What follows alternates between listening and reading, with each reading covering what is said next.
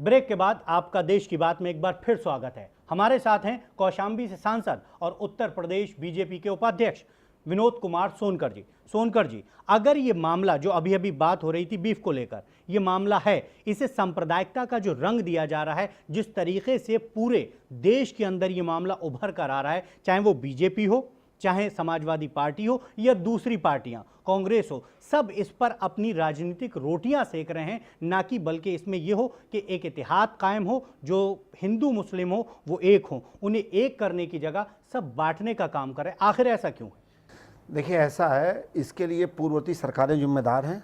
जब आज़ादी से पहले से लेके मुग़ल शासन तक में ये बात आई थी गाय की, और लोगों का सकारात्मक विचार रहा। मैं तो कहता हूँ अब एक समय आ गया है, देश की सबसे बड़ी पंचायत में, पार्लियामेंट में इस पर चर्चा होना चाहिए और पूरे देश के लिए एक काम बनना चाहिए। जब एक आदमी की हत्या हो जाती है, उसके बाद लगातार हत्याएं हो जाती हैं, और ये मामला जब सामने आता है तब होना चाहिए। इससे पहले ये मुद्दे क्यों नहीं उठाए गए, ताकि जो ये उन्माद फैला है, जिस तरीके से लोगों के बीच में ये बातें फैली हैं, जो बातें आई हैं, वो नहीं होना चाहिए। देखिए, अगर आप मुझको समझ तो मैं बोलूं। बिल्कुल। अरे, मैं देश की सबसे बड़ी पंचायत में जब पहली बार चुन के आया, तो सबसे पहले मेरे देरवा ग्राम सभा में एक ऐसी घटना घटी। उस घटना को जब देश की सबसे बड़ी पंचायत में मैं उठाया, तो उस पर माननीय मुलायम सिंह, माननीय धर्मेंद्र जी ने विरोध किया, और उसके बाद ही उन लोगों ने उस पर कुछ कार्रवाई का आश्वासन दिया। अगर ये सरकारें सेंसिटिव हों, ये सरकारें जिम्मेदार हों, तो जब मैंने ये विषय उठाया था, अगर उसी समय कोई कड़ा निर्देश और कड़ा इंस्ट्रक्शन जारी होता तो शायद हमको ये दिन देखना ना पड़ता। चलिए, ये उत्तर प्रदेश की बात है, लेकिन इसके बाद हिमाचल प्रदेश में क्या हो रहा है, हिमाचल प्रदेश में, बाकी पंजाब में क्या हुआ?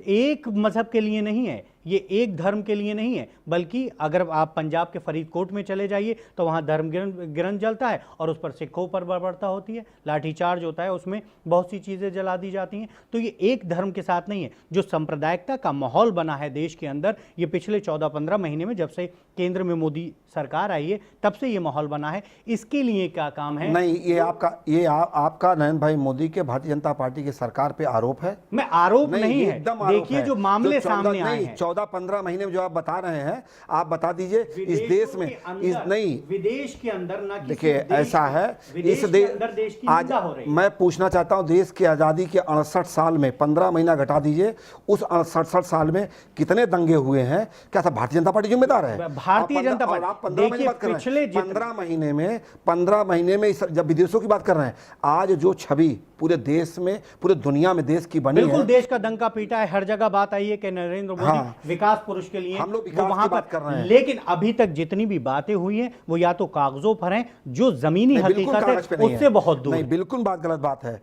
इस देश में बिना पैसे का 18 करोड़ से 20 करोड़ खाता खुला, आपको कागज की बात लगती है? और जो बाहर से काला धन आना, नहीं, आप क्यों रहे हैं कि विकास नहीं हुआ? बिना पैसे का खाता खुलना काम नहीं हुआ, आप बता रहे हैं। आप एक टिप आप करप्शन में बात करेंगे, मैं बात करने को तैयार हूं। मैं तो अपने भाषण में कहता हूं, मैं तो हाँ, जो देश की बात है वो यही सोशल सेक्टर में नहीं, सोशल सेक्टर में जितना बड़ा काम इस सरकार ने किया है, चाहे बिना पैसे खाता खुलना, 12 रुपए का दुर्घटना बीमा, 330 रुपए का जीवन बीमा, ठीक है। और चौथी बात, देश में 5% लोगों को केवल, दूसरी तरफ अगर इसी पे आ जाइए, अगर ये बैंकों की बात है, दूसरी तरफ आ जाइए, 95%, देखिए 95% मारा जा रहा है,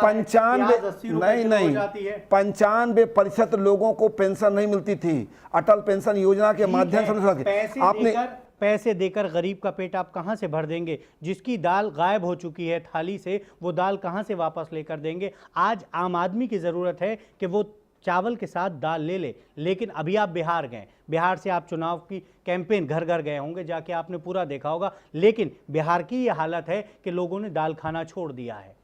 उन सब्जियों पर टिके हैं जो बाजार में सस्ती हैं। बिहार किस गरीबी की हालत में है, ये किसी से छुपा नहीं है। केवल बिहार नहीं, पूरा पूर्वांचल उसमें जुड़ा हुआ है। पूर्वांचल से लेकर बिहार तक, जहाँ से मेरी कंस्टिट्यूंसी शुरू होती है, पूरा बिहार और नॉर्थ बंगाल का इलाका लेके जिस गरीबी से जूझ रहा है, इसकी जिम्मेदारी केवल भारतीय जनता पार्टी जिम्मेदार है। खाते खोलकर क्या विकास हो जाएगा? अच्छा, विकास कैसे होगा?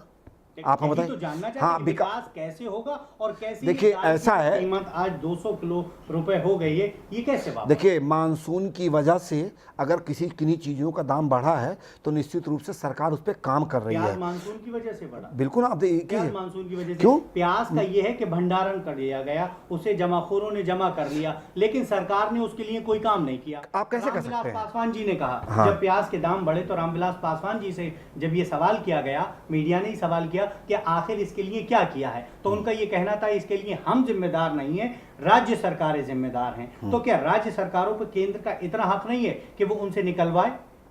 इतना आप हक नहीं देखिए, है? ऐसा है, हम लोग संघीय ढांचे में हैं और संघीय ढांचे में अपनी एक सीमा है। यानी एक सीमा के सरकार अंदर ये कहती है कि आप दाम बढ़ा दीजिए। नहीं, दाम हमने कहाँ से बढ़ाए हैं? नहीं, दाम हमने कहाँ बढ़ाए? बार बार माननीय रामविलास पासवान जी प्रदेश सरकारों को सर्कुलर भेज रहे हैं, उनको चिट्ठी भेज रहे हैं कि जो ऐसे लोग हैं फिर उनके खिलाफ एक्शन कार्रवाई करें। फिर उनके एक्शन खिलाफ क्यों नहीं? भारत सरकार सीधे का देखिए, आप कहा जा रहा है, देखिए नरेंद्र नहीं, मोदी नहीं। जी ने विकास के बहुत वादे किए हैं, आप बहुत सारी जो योजनाएं आपने जिसकी कानून प्राइस से दी हैं। नहीं, जिसकी प्राइस सीधे भारत सरकार के कंट्रोल में है, उन चीज़ों का दाम घटा है।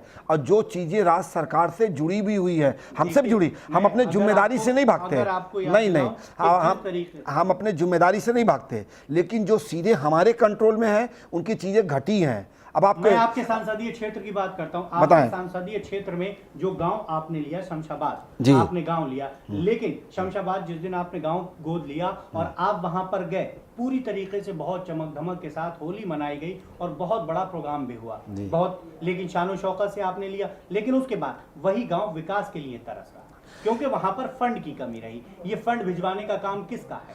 पहले सांसद आदर्श ग्राम का विजन समझ लीजिए। विजन क्या है? फंड वो भारत सरकार का नहीं है। माननीय प्रधानमंत्री ने जब सांसद आदर्श ग्राम की योजना लॉन्च की थी तो उनका कहना था गांव को लेके देश में 56 योजनाएं चलती हैं।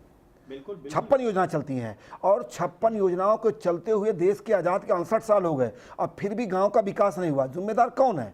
भारत सरकार। उसने पैसा देने की बात नहीं की। आप हमें नहीं, एक मिनट आप हमको बोलने दीजिए, क्योंकि ये हमारे सांसद आदर्श ग्राम हमारे दिल से जुड़ा विषय है, क्योंकि वो गांव केवल, लेकिन वही दिल टूट रहा है। नहीं, बिल्कुल नहीं टूट रहा है, नहीं, बिल्कुल नहीं टूट रहा है। और ये आप ही के नहीं, बहुत से ऐसे ऐसा है, उसके लिए पूरी, तड़प रहे मैं आपसे हमको बात करने दीजिए। ऐसा है, वो जो काम था या काम है, वो केवल पैसे का काम नहीं है, केवल सड़क नाली खलंजा का मतलब आदर्श गांव नहीं है। आदर्श गांव का मतलब है उस क्षेत्र में नशा मुक्ति का काम हो, नशा रहित लोग हों, सबको शिक्षा हो, कोई कुपोषित ना हो, साफ सफाई हो। मैं आपके माध्यम से सवाल खड़ा करता हूँ, यही चीजों का अभाव है वहां ये पर, अभाव है। यही बात मैं कहना चाहता यहीं पर हूँ। नहीं। उत्तर प्रदेश देश का पहला स्टेट है जहाँ पे ग्राम सफाई कर्मियों की नियुक्ति है। ग्राम सफाई कर्मियों को नियुक्ति है और प्रदेश हाँ, बसपा सरकार ने, इन्होंने नहीं किया, आप गलतफहमी मत रहिएगा। बसपा सरकार ने ग्राम सफाई कर्मियों को नियुक्ति की। नियुक्ति करने के बाद ये क्रेडिट बसपा सरकार को जाता है। आप हमको बोलने दीजिए। नहीं, बिल्कुल बोलिए, आप हम ग्राम सफाई कर्मियों को नियुक्ति की गई। नियुक्ति करने के बाद आज हालात ये हैं, सारे ग्राम सफाई कर्मचारी जिला में अधिकारियों के यहाँ गाड़ी चला रहे हैं, अधिकारियों के यहाँ उनके बगीचे काम कर रहे हैं, उनके बच्चे खिला रहे हैं, उनके जिम्मेदार इसके लिए कौन? यस, उसके लिए हमने जिला सतर्कता निगरानी समिति में इस विषय को उठाया। हमने मुख्य सचिव को लिखा, हमने ग्राम विकास के प्रमुख सचिव को लिखा, ठीक है। उसके बावजूद नहीं, लोगों को कहा है, होगी इस पे सारी बात, क्योंकि सब तरीके से बीजेपी ने लिखा है, कहा है, व्यक्तिगत मिल के हमने, इसकी तलाश जारी है। अभी रुकते हैं एक ब्रेक के लिए, ब्रेक के वापस आएंगे ब्रेक के बाद और देखेंगे कि आखिर सफाई कहाँ है और कितना काम बीजेपी कर रही है या करने वाली है।